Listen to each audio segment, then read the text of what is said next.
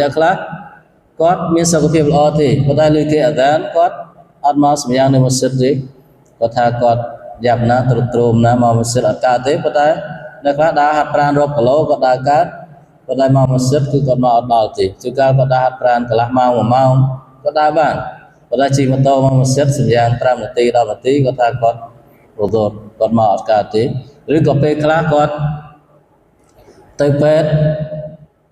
រាប់ម៉ោងគាត់អាចនៅបានចាំនៅទីពេទ្យឈរនៅទីពេទ្យគាត់អាចចាំបានប៉ុន្តែមកម៉ាស៊ីតដើម្បីធ្វើបាដាតជាមួយអល់ឡោះស៊ុបហានតាឡា5នាទី10នាទីគឺគាត់មកអត់បានទេអញ្ចឹងកន្លែងនេះគឺត្រូវមានការប្រុងប្រយ័ត្ន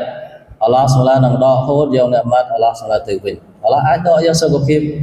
ពីគាត់ទៅវិញក្នុងវិនាទីដែលអល់ឡោះចង់បានហើយធ្វើឲ្យគាត់ដេកនៅលើគ្រែដែលមិនមានសមត្ថភាពសូម្បីតែចុះពីផ្ទះព្រោះថាត្រូវដឹងថាអ្នកម៉ាត់ទាំងអស់គឺមកពី